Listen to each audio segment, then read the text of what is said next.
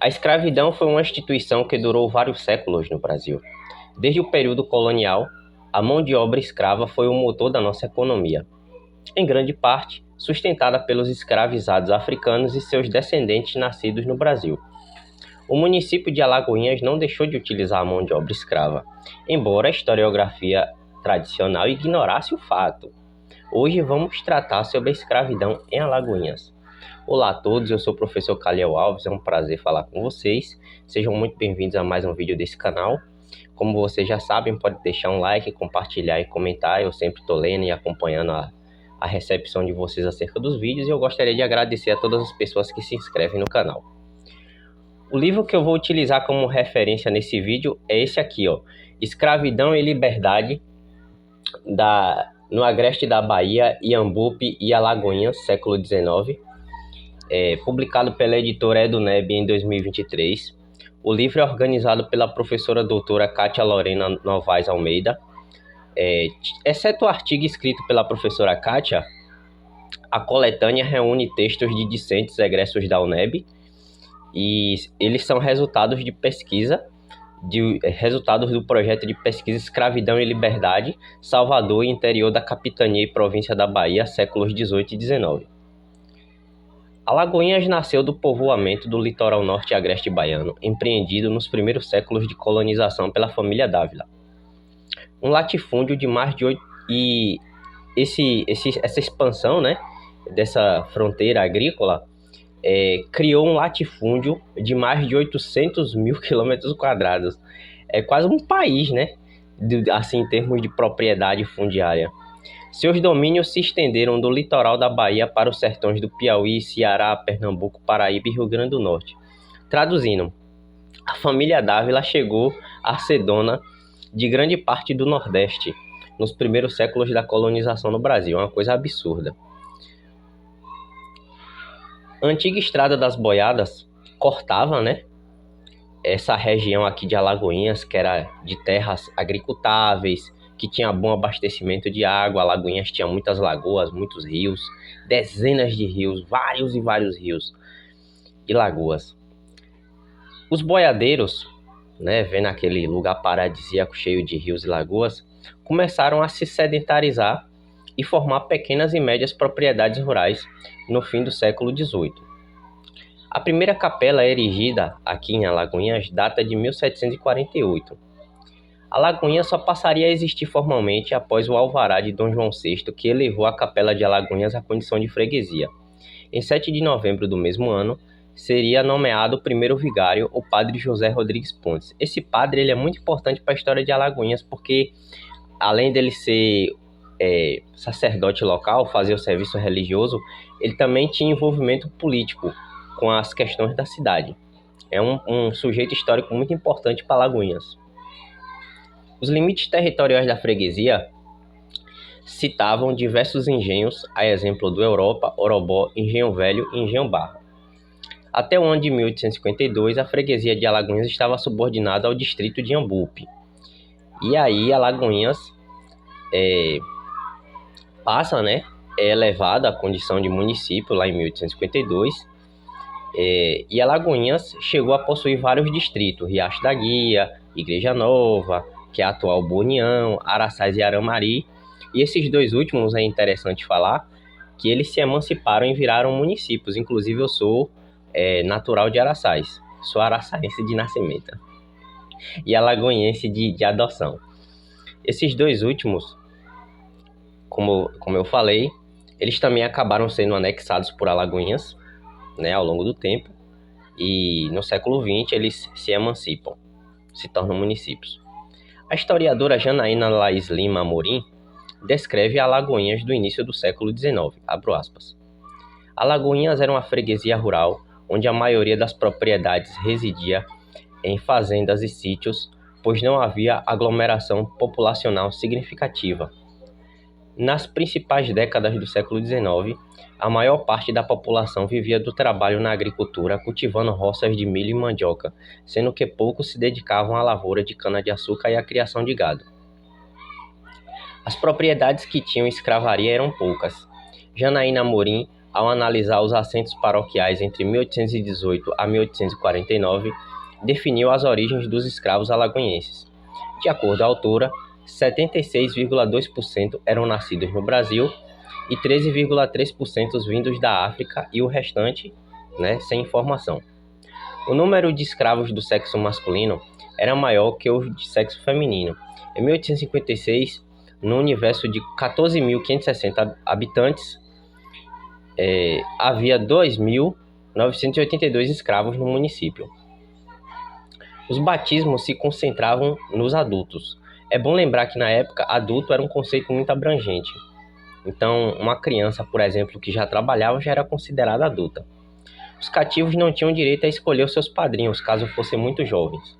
Os padrinhos compareciam mais que as madrinhas nas cerimônias de batismo, mas a condição jurídica de ambos quase sempre coincidia com a dos cativos, então o escravo batizava os escravos. Havia também batismo de pessoas livres, mas é número muito pequeno. O batismo coletivo também não era incomum. Janaína Amorim sintetiza a questão, abro aspas.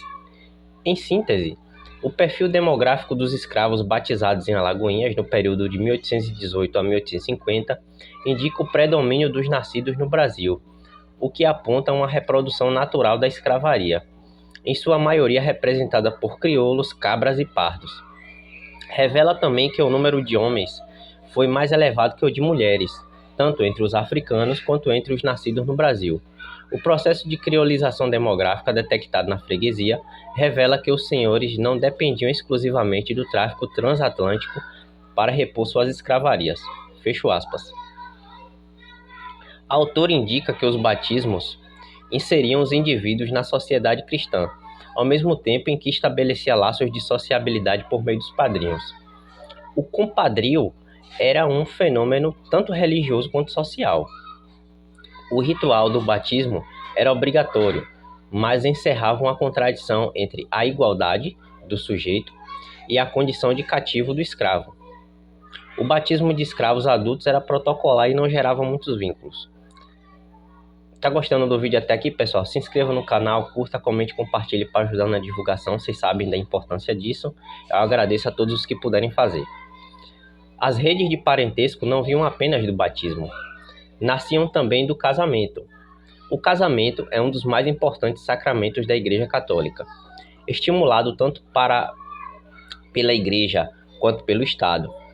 A Igreja aumentava sua influência na vida dos fiéis, por meio do casamento, além de oferir alguma renda com o pagamento das cerimônias, porque o casamento ele era pago, tinha que pagar para casar.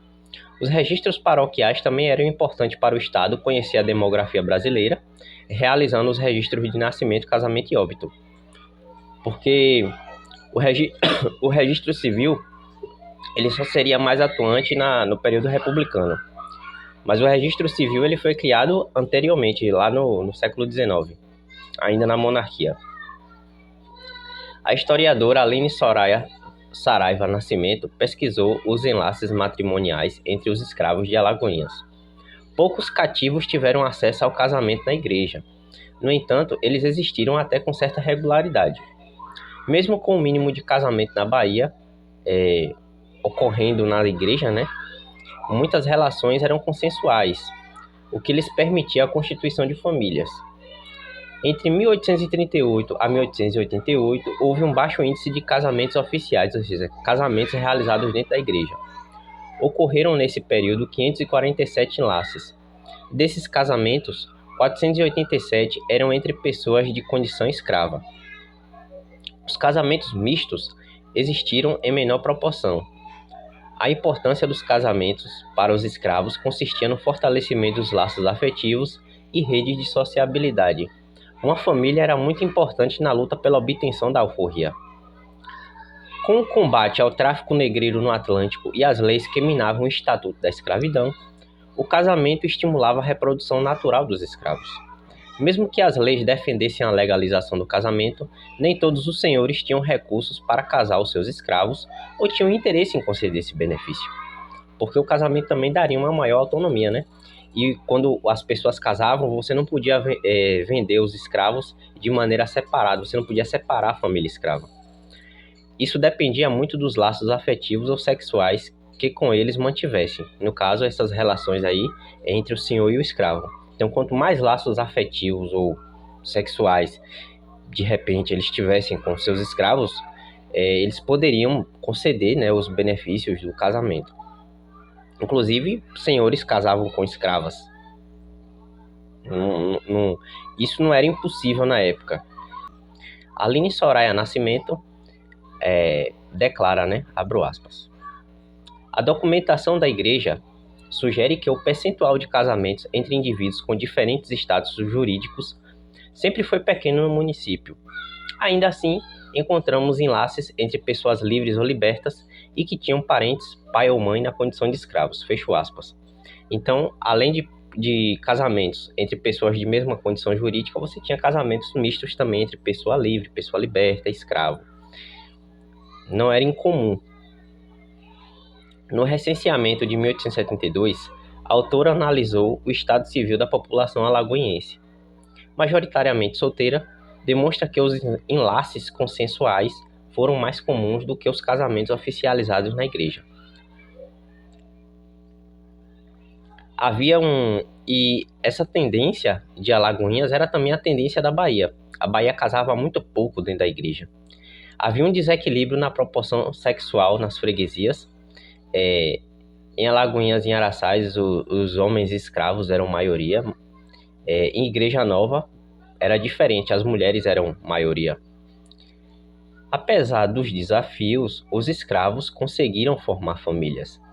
A autora tece um cruzamento entre diversas fontes históricas, livros de casamento, livros de batismo, inventários pós-mortem e outros, e ela identificou que uma mesma propriedade podia encontrar diversas famílias escravas, mesmo que fossem consensuais.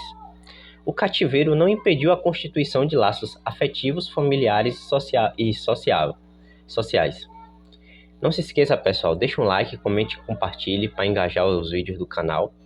É importante, faz com que o conteúdo chegue a mais pessoas e eu agradeço.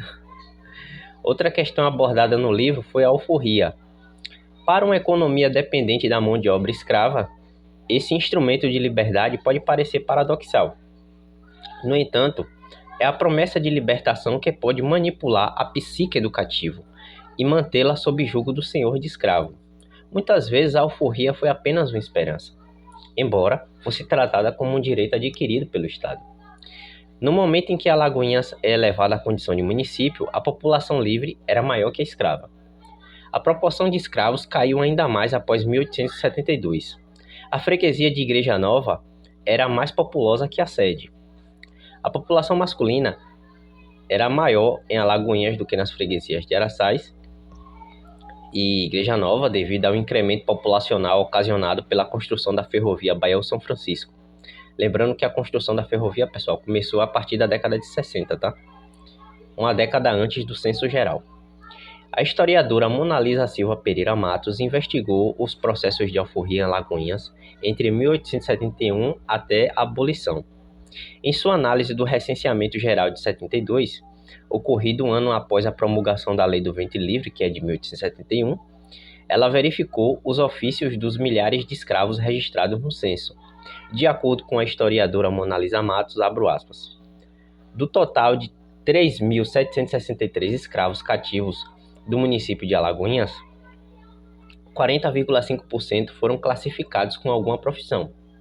A maioria dos 1.523 escravos, 86,8%, trabalhava na lavoura. As ocupações dos demais foram 120, ocupavam-se dos serviços domésticos, 116 mulheres e 4 homens, 9 trabalhavam com edificações, 1 cuidava dos vestuários, 2 calçados e 1 ocupava-se dos metais, correspondendo no total a 13 cativos dos serviços manuais, sendo todos do sexo masculino. Os cativos especializados em serviços manuais residiam em sua maioria na freguesia de Igreja Nova de Araçás. Fecho aspas. Esse quadro desmistifica a ideia de que escravos eram meros trabalhadores braçais da agricultura. As monoculturas absorveram toda a sua mão de obra e impediram a sua especialização profissional. Mas não havia nada que os impedisse de realizar ofícios específicos, trabalhos mais técnicos. Muito desse preconceito foi utilizado como argumento para a importação da mão de obra imigrante da Europa e da Ásia, japoneses, italianos, libaneses, por aí vai. A alforria já era usada pelos escravos para garantir a sua liberdade. Sua legalização ocorreu em 1871. No entanto, havia empecilhos para o processo de alforria. A resistência do escravocrata em conceder esse benefício, a revogação das cartas de alforria com base nas ordenações filipinas e os processos de reescravização. Então, mesmo que uma pessoa tivesse a liberdade, não era garantia que ela gozasse dessa liberdade. As alforrias podem ser divididas em 3 tipos: as gratuitas, as onerosas ou condicionais. Em Alagoinhas, houve a emissão de 108 cartas de alforria. 38 delas eram gratuitas, 34 paga sem condições impostas, 34 com condições impostas e uma paga com condição imposta. O ano de 1882 teve o maior número de cartas emitidas, foram 23 alforrias. Em 1871, a lei legalizou o pecúlio. O pecúlio, pessoal, era quando o escravo ele trabalhava por conta própria e juntava dinheiro com o intuito de comprar sua alforria. Mas as alforrias pagas só aumentariam nos últimos anos da escravidão.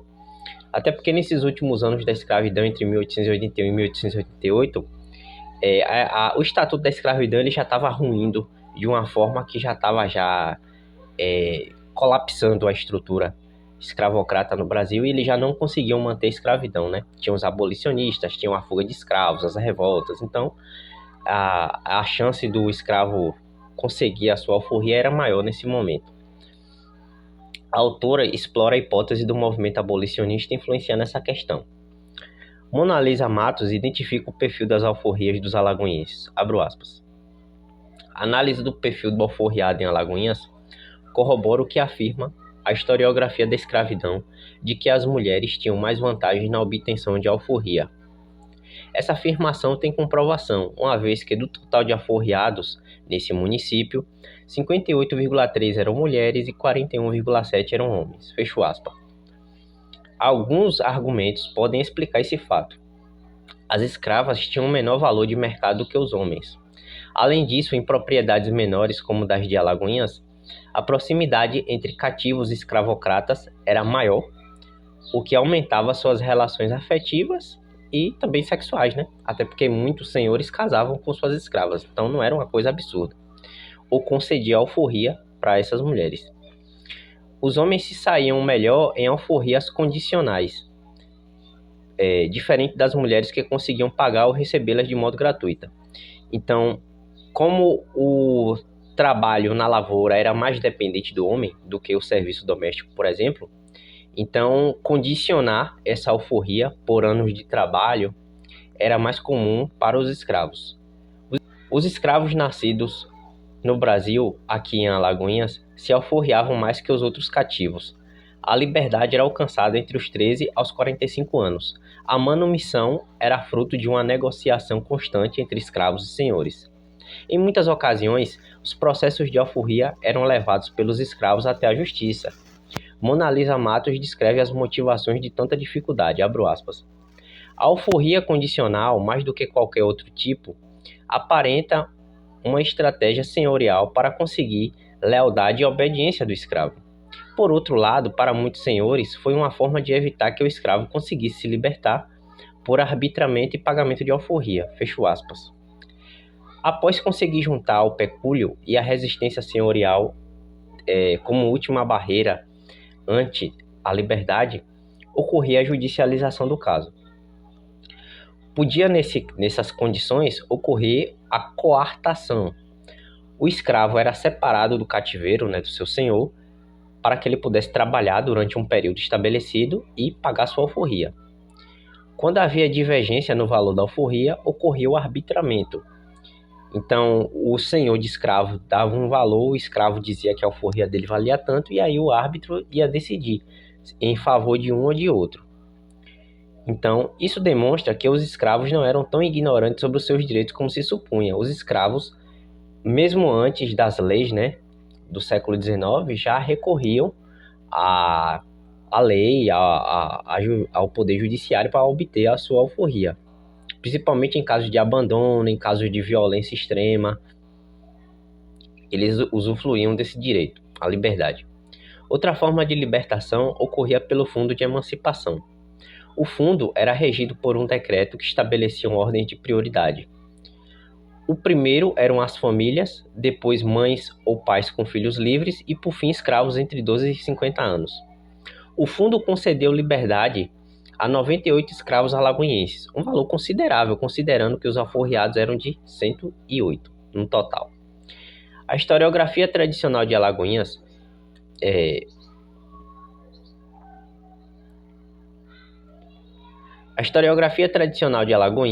ignorou a escravidão por longo período. Isso não ocorreu por falta de fontes históricas ou instrumentos teóricos metodológicos. Esse apagamento foi pensado, foi uma coisa